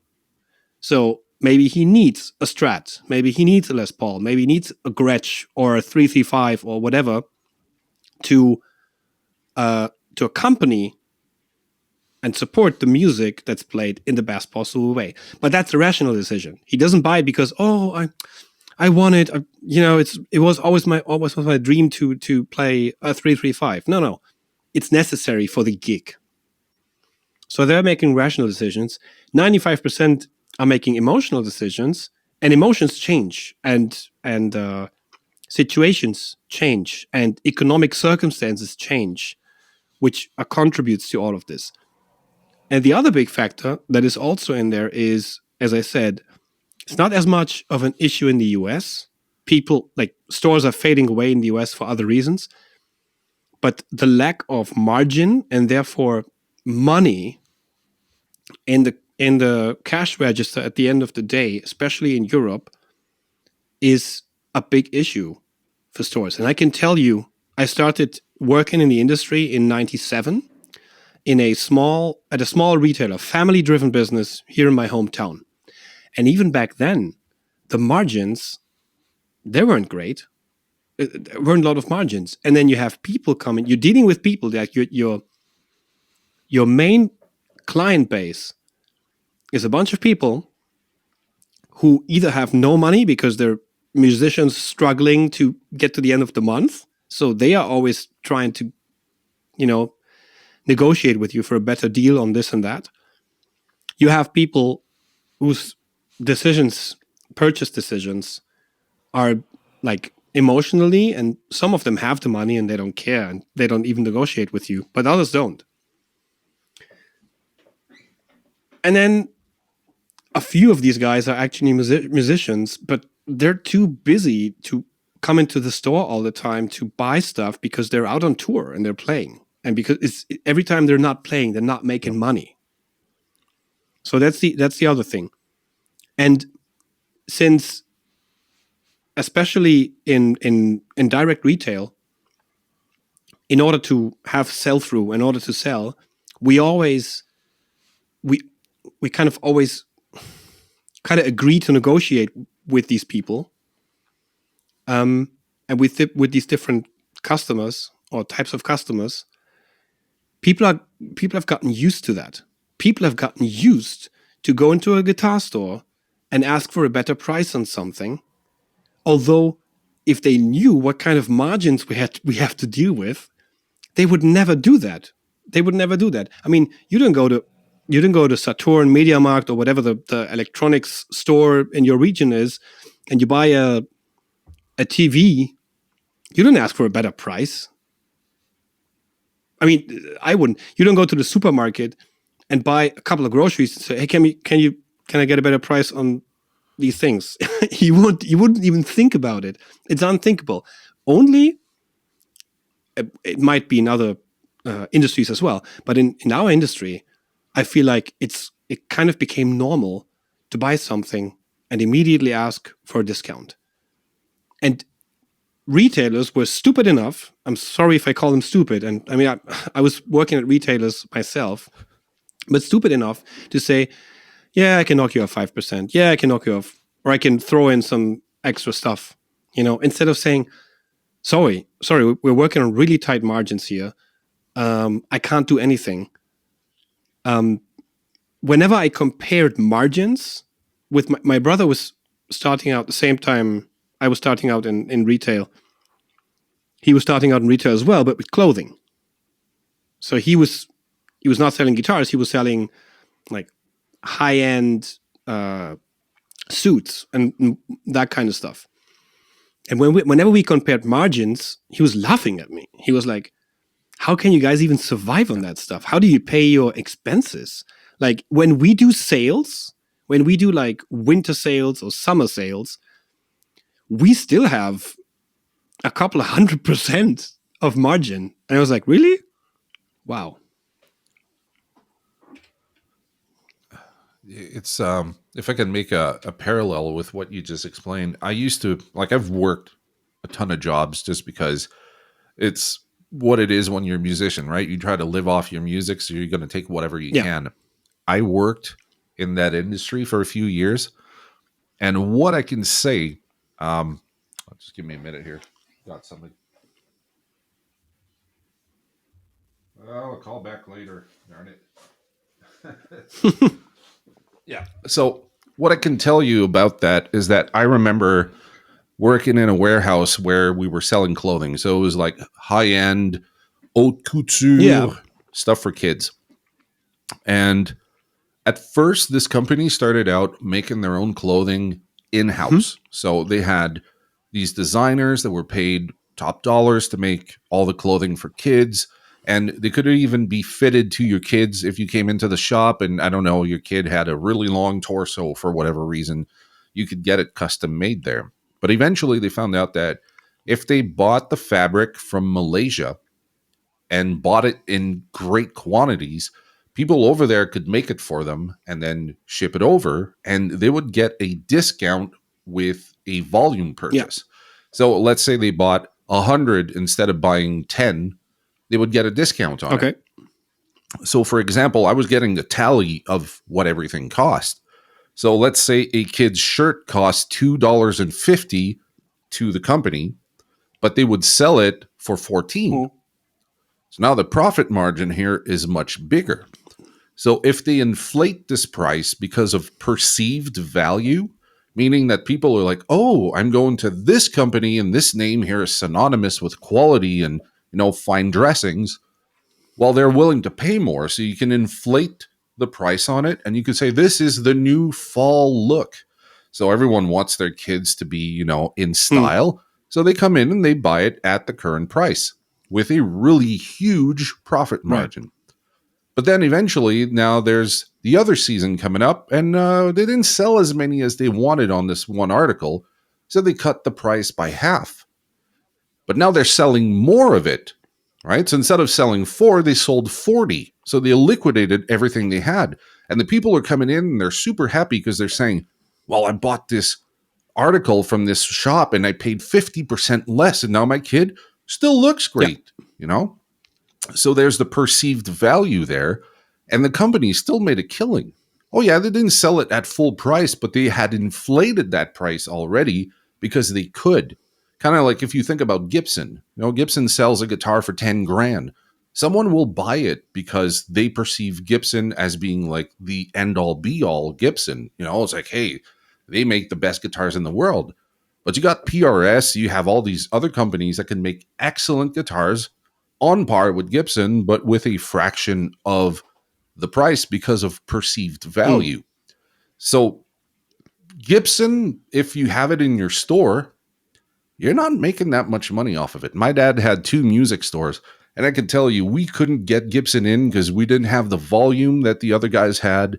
And they had this thing with competition. If there's another music store around, anyways, I don't know how the hell he dealt with that. But what it comes down to is this concept that there's the perceived value, and that's where the margin comes in, right? If someone is willing to pay $100 for a t-shirt, but you only paid $250 because the fabric is made by the same shop in Malaysia or in India or whatever, and you're just putting the name Nike or whatever the brand is, and someone is willing to pay $100 for that, awesome.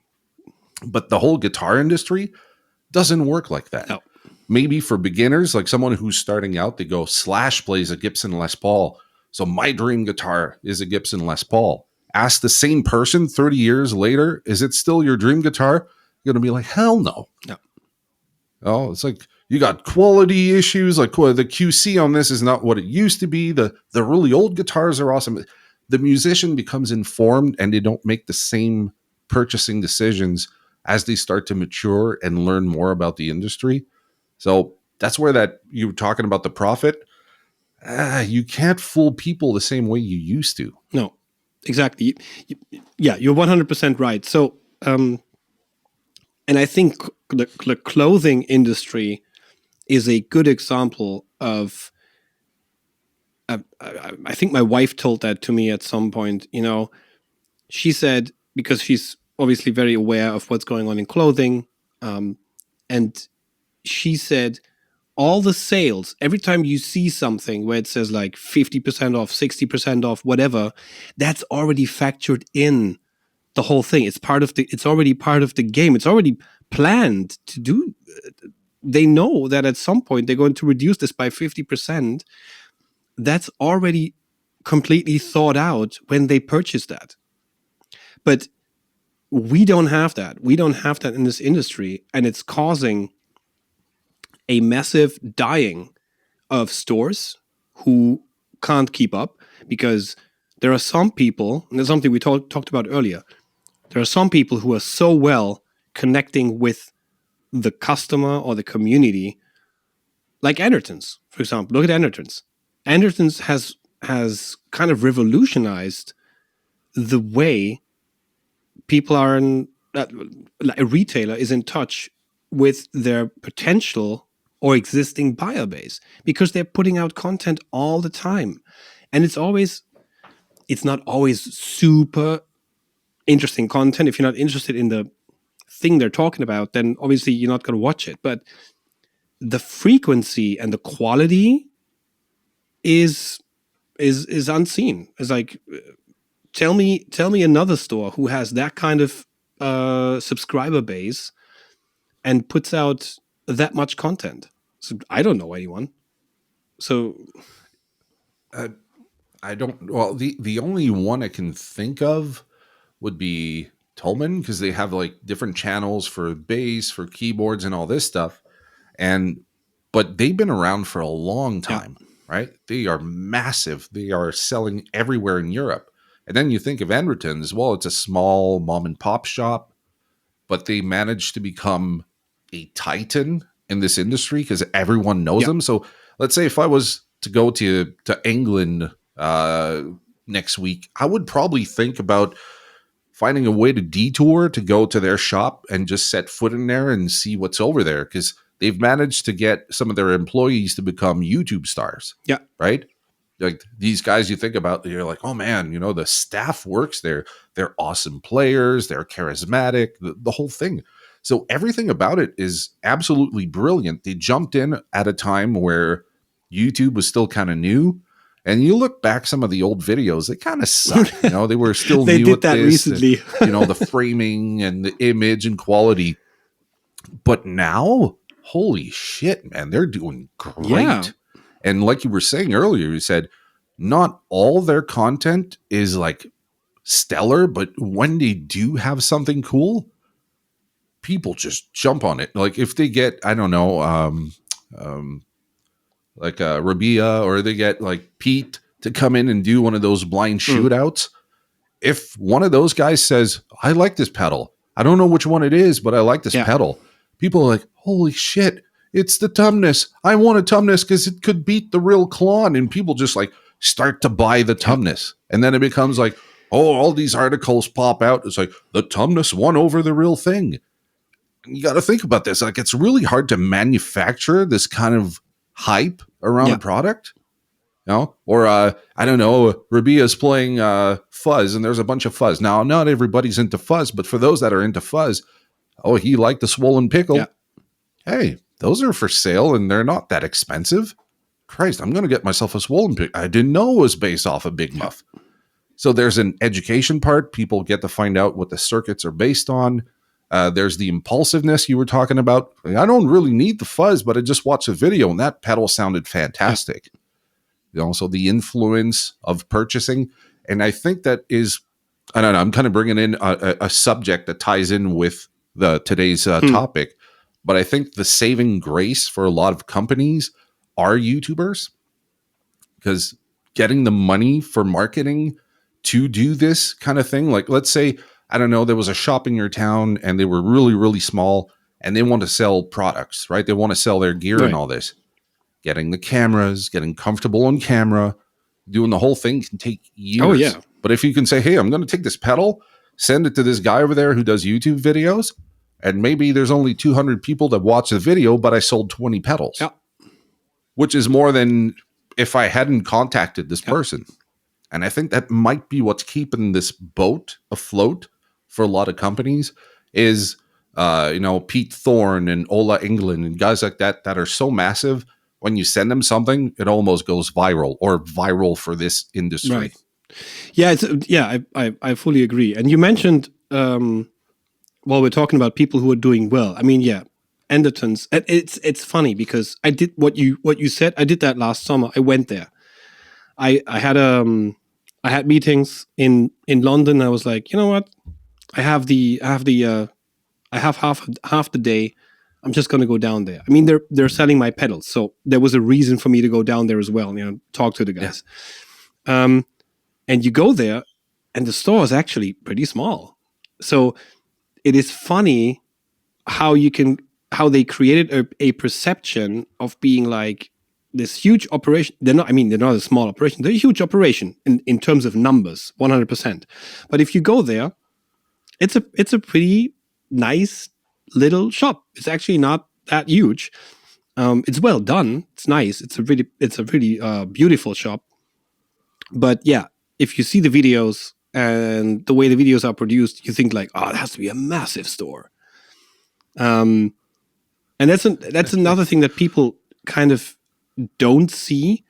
They see some of these huge stores, like they go to music store in Cologne, for example. They see this massive store, and they're like, wow, this industry has to be huge. Or they go to they see like pictures of Sweetwater, or they see images of Guitar Center or Chicago Music Exchange, or Guitar in the UK.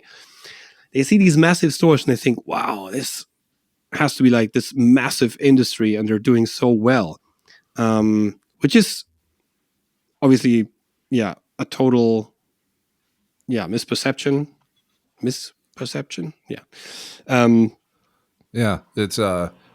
It's getting a clear vision of what's happening, because I don't think people in the industry want musicians to know what's going on. Because just for example, remember the whole tube shortage or valve for people who call them like that? People just started to panic buy tubes. Unbelievable. They were just buying everything. So then you were looking online, you're like, calm the fuck down, people. Like, there's still tubes. No one said they went extinct. What is this? But you go to buy like a stupid 12AX7, there's no more. You can't find them. They're all back ordered. So then you have to buy 12AU7s. And you're like, well, if I'm going to buy 12AU7s, I think I'm going to buy 50 of them just in case. And if anything happens, I'm going to put them back on the market. It's like there's this panic buying, which was a point you brought earlier, the impulsiveness, right? So now I'm bringing back, because it's kind of current, the whole Nauticlon pedal. People see it, and then you got the people who are like, hey, $99, I got money to spare, so I think I'm going to buy like 50 of them, and I'm going to put them on reverb, and I'm going to sell them for 50,000 or whatever. So it's kind of ridiculous when you think about it, because they're not rare. They're still being made. Maybe it's going to take 6 months before they come back on the market at some point. But when the hype dies down, that's where you get a true representation of what the whole music business like economy looks like. You want to buy it, they can still make it $99 in 6 months from now. But if you want it right now because you're so impulsive, you're going to buy it for whatever price someone decides to resell it as. Yeah, and I think that's where we have to be. Please. Do we really need another Klon? I got 5 over here that can do this thing. I just want it because it looks fun, but I don't need it. Yeah. And people wanted to be part of the fun, part of the action, part of the fun. It was more about like, and then afterwards they can post about it, But this whole like buying, the tube shortage thing and the panic buys, that didn't work out at all. I think the only thing that worked out worse was when the pandemic hit and people were buying toilet paper like crazies, and then we're trying to reselling them on classified ads. Where you're like, are you kidding me? Really? Unbelievable. Yeah, and then you try to be smarter than everybody, and you say, fuck toilet paper. I'm going to buy baby wipes because no one's thought of that yet. And then you look at baby wipes, you're like, $28 for small. Are you out of your mind? I'm going to buy diapers instead. Pasta, man. I went to the supermarket. I went to the supermarket at the beginning of 2020 when the restrictions hit. And where the pasta normally is, there was nothing. It was all empty. I was like, and then you saw people like going with their shopping carts and full of pasta. And I know I'm going to find that pasta on classified ads. Or you got like the preppers who are like, I saw this all coming years ago. That's why I still have like 50 Klons and 3 Les Paul 59s. At some point, you guys are going to be begging for them, and I'm going to put them up for sale and make a killing. And people have this kind of attitude towards like random everyday thing that become rare, but they're only rare for a certain time. I mean, I think we all know the recipe to toilet paper, We'll figure it out. We'll make it work. There's another element we haven't. There's another element that we haven't talked about yet, because you mentioned Thomann, and I've seen the development of Thomann from the start.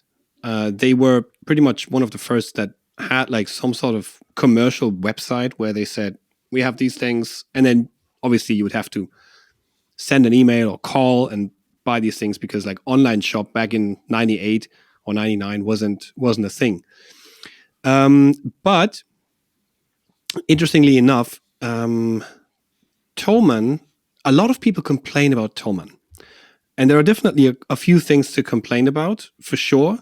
We can't get into all of them because there are quite a few, and I agree with some and I disagree with others. But one thing that Thomann did from the start was that Hans Thomann decided that he doesn't want to be dependent on anyone. He doesn't want to depend on anyone's technology, on anyone's software. So everything that they've set up from the first moment was proprietary. Everything. So the internal, the ERP system, the online shop, the logistics system, the storage system, everything is completely proprietary. The thing actually is that he sold or licensed the system that he has to other online retailers. It's so good. So if says a lot. And I hear a lot of people complaining about Thomann, and as I said, I share some of the complaints, but instead of, it goes back to me being a manufacturer, not blaming others for not being more successful with my pedal business. I have to look at myself and what I'm doing. And I'd wish that a lot of the stores out there who complain about guys like Thomann and some of the other guys that are like bigger and more successful, I wish they would do that as well. Look like, okay, instead of looking what Thomann is doing to me or to the business, what did they do well, what worked for them, and how much of that I can adopt from my business, and maybe what am I doing wrong? Because up to this day, there are still people who completely refuse to sell stuff online. They still sell stuff only in store. Yeah, they ship stuff, but then they say, we only ship stuff to people who know what they want because we don't want to deal with returns. And nobody wants returns, obviously. Who with a business wants returns? I want to sell my stuff, and then maybe I give it some after sales support. And if something's wrong with it along the line, I'm obviously going to help. But I don't want it back, and then I have to sell it at a certain loss and whatnot. Nobody wants returns, but not selling anything in some sort of online outlet, I think is a big miss. And maybe not now, but down the road, it's going to cost more businesses going out of business. My prediction. Well, because our topic is having different stances, so me being more like YouTuber, I hate that word, but I'm a guy doing demos on YouTube, and you being part of this industry in multiple facets, I think it's given us like different perspective on this industry. One of the things that I've noticed is that sometimes the way I work is that I'll reach out to a company I'm interested in working with, and then you say, I'm a big fan of what you do. I would like to work with you. I think this product here would be very interesting to my audience, or I've had many requests for this pedal on my channel. So would you like to work with me? And a lot of companies are like, I don't know. Like, why would I do this? Like, what am I going to gain from this? Well, the thing is, you might not gain that much from a small YouTube channel like me. Like, I can't guarantee anything, but let's say you were dealing with a Pete Thorne, someone who's reputable, has been doing this a long time. Someone like him will charge. They got the audience, they got the notoriety that comes with it. Like, this guy will make a song that's killer at the beginning of his intro. He knows his shit. He's going to talk about your product, and someone somewhere is going to be like, damn, that looks awesome. I want to buy that. Me, I'm not going to be that huge of a seller. So what I try to do is just showcase what it does for the company. I don't make money, but what I get in return is I get to keep the pedal, and I show it to an audience that maybe it resonates with them or it doesn't. But at least it gives the company a foot in the door for the online market. So if people know about them and then they look them up on on Google, and they see that the company, you can buy directly from them, then you might make 2-3 sales that week that you might have not ever made had you not collaborated with a YouTuber. And I think if you want to keep surviving in this industry, you have to modernize and you have to adapt to how your audience or your base is buying gear. If they're buying online, you have to look at the online sales and say, okay, how many people are going to drive, like where I'm from in Canada? The next music store is going to be a 5-hour drive. If I'm to drive 5 hours, I need to be sure I'm going to make that purchase, right? So what am I going to do? I'm going to go online. I'll watch videos. I'm not going to watch one freaking guy playing the pedal. I'm going to watch everything I can until I'm like, okay, I know I'm going to buy it. Okay. I'm going to bite the bullet on this. If I'm to drive 5 hours to try it and I get there and it sucks, that store did not sell me the pedal, right? Because I had to drive 5 hours one way, 5 hours the other. If the same store would be selling online, they have a return policy, I might be buying it much quickly. And, when the impulsiveness comes in, I might buy that pedal like today instead of waiting and watching all these videos before buying it. So it really does help, I think, companies when someone can be more impulsive. Like they watch the videos and go, holy shit, Pete from Anderton said that this guitar is awesome and it's only $6.99. I'm buying it. I've never tried it. I didn't go to the store. I don't need to. I know what this guy is all about. I trust him. If he says it's awesome, I'm buying it. If you have a website where the guitar can be bought, you're making a sale. If not, good luck. Yeah. Yeah, 100%. The other question that we kind of we were pondering on, we are now a bit closer. I mean, there's obviously so much more things we can talk about that have an impact on the industry, which would make this a very, very long podcast. But we decided that we wanted to keep it at around 2 hours, and we just crossed that line. So but now I think we have a better understanding, and hopefully everybody who listens has a better understanding of what the current state is, where we are, and what some of the reasons are why we are where we are. The other question is, how can we get out of it? That's the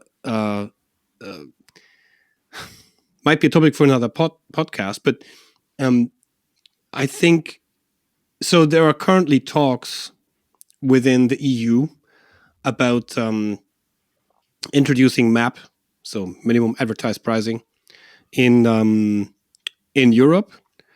I don't know if that's ever going to happen because you'll have the lobbyists ringing the bells of everybody. They're essentially people who would not want to see that happening.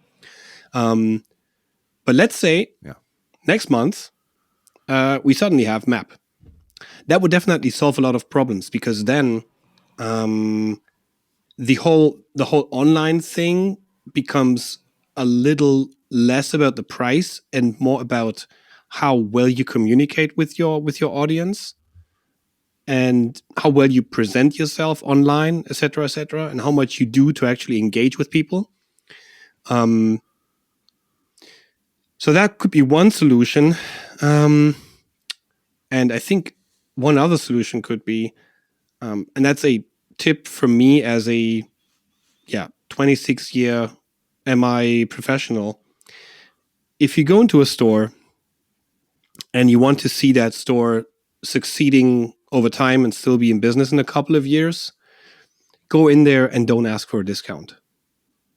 Pro tip, because the only thing that's going to happen is, maybe you get the 5% off, but the more people do that, the less of a chance there is for the store to survive. And you want to see that store in business, don't ask for a discount. Just go in there, appreciate the time.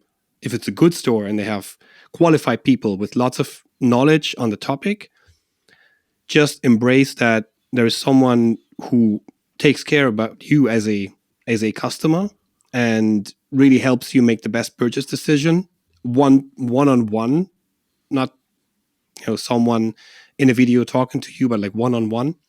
And just don't ask for a discount. Just, be happy, buy it. Maybe they invite you for a coffee. I saw it happen a few times. And and you can be sure, like if more people do that, you can be sure that you can always go to that store for everything that's necessary. Let's say you need a modification of the guitar and you don't want to do it yourself. You can go to that same store. Let's say you have a warranty case. You can go to that same store. But if the store is not there anymore, things become a lot more complicated. So, these are just 2 points. I know. Yeah, you have any ideas? No, they're two very. No, well, I think your points are legitimate as to how we can go about fixing what's going on. I think there are things we can do, but as a whole, business is going the way of the dodo bird, especially those that make parts for other companies. is creating some delays. And I think we just kind of have to plow through this. So the impulsiveness of saying, I want that pedal, I want that amp, I want those pickups. If the company is like, I can only make a small batch at a time because I don't know about the availability of these parts. If we're aware of it as musicians, like I know about it because I'm dealing with companies every week. But for someone else who doesn't know this, understanding that if you go with the pre-order, that really does help out companies. That's why they put it there. It's a way of ensuring that they can sell it. Now, there are really, really small manufacturers sometimes that try to do this, and then they can't honor the pre-sales, and shit goes sideways. That does happen, but it can happen to anybody. But if you're dealing with I don't know, let's say FFX pedals, right? You have a pedal that comes out, and you go, okay, here's the pre-order. You're doing this because you know that you're going to be able to get all the pedals done, a good batch available for sale at a certain date. You can't start selling them now. If like 100 come in and you're like, I don't even have enough stuff to make 100 pedals. Right. Then you're panicking. You're looking for the parts. The parts are not available for another 13 weeks, and you're freaking out. You need to be able to ensure that the person buys it, you can send it to them. Yeah. And if you say, okay, I'm putting it on pre-order for the 23rd of November, and you put this back in, let's say, September, it gives people time to say, okay, yeah, I want to pre-order this pedal from you. I know it's going to take a while, and you keep updating them and you reassure them that the purchase is coming. If companies start to do more stuff like this, I think they're going to see their way through it, because when people are loyal to a brand, when people value smaller companies, whether they are a store or a manufacturer, they're going to be more lenient than if they're dealing with Fenders or Gibsons or Boss or companies like that, right? Because they understand this guy's not living off of this. He's making this because it's his passion. He's making pedals, or he's making guitars in his home, or pedal boards or whatever.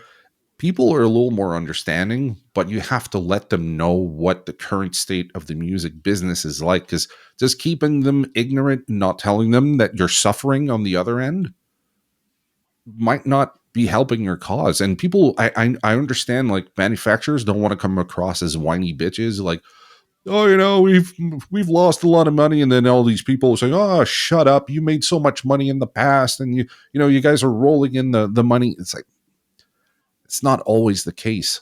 Companies, they go bankrupt. We see it all the time. There's a company, I'm not going to name them, but there's a company that makes speakers. I think I told you about this. I wanted to work with them again. And my sales rep was like, sorry, man, but like, these guys had to let me go. I don't represent them anymore. And now the boss is going to be handling all this stuff. And they may or may not be able to send out any products anymore because they don't know how to make ends meet. Oh, shit. Okay. Yeah. Not good. Yeah. I think there's definitely, yeah. Maybe with one of our future guests, we might be able to further explore that topic, trying to get even another view in here. And just as a heads up, we are currently working on getting our first guests into the podcast very soon. Also, we've decided we are going to make this a weekly thing. So every Thursday at 10 a.m. Central European time, you'll see a new episode, and you can see it on Spotify. You can see it on YouTube. We also have Google Podcasts. That's the platforms for now. If you are enjoying podcasts on another platform, let us know in the comments. Maybe you, you'd like us to expand that to the platform that you're using. We're happy to do that if it's possible technically. And we can already tell you what the next episode, so next week, that would be let me just look my calendar. So next week on the 7th of December, our topic is going to be Vox amps, because we have a certified expert with us who definitely knows a lot about Vox amps, and we're going to explore the Vox amp topic a little bit further. So it's going to be very interesting. I'm going to have to study a little bit because I know a lot, but I don't know everything. So I'm going to be well prepared for next week. Oh, I would be hard pressed to say that I'm an expert. I'm still learning. Like every time I look up something, I get to find out more information. But I think it could be like this with anything. It's like, who's an expert? Well, I mean, information is out there sometimes, but sometimes you have to dig for the information. And especially with a company like Vox, and I'm going to keep this short, but a company like Vox that has been owned by so many people throughout the years, even the people that work at Vox today, there's some stuff they don't even know about their lineage. Yeah. So yeah, it's going to be a fun one. Even I have to brush up on it because I don't even know what, like, Vox is like the main topic, but where are we going to go with it? Yeah. Are we going to be talking about the old ones? Are we going to be talking about the new, or old and new? The differences. There's a lot to talk about. So I'm going to have to brush up on this topic myself. So it should be fun, though. Should be definitely fun. Okay, that's it for this episode. Thanks you guys for listening. Give it a thumbs up. Subscribe to the various outlets that we present this podcast on. And we're going to see you next week on Thursday, 10 a.m. Central European Time. Bye-bye. Cheers.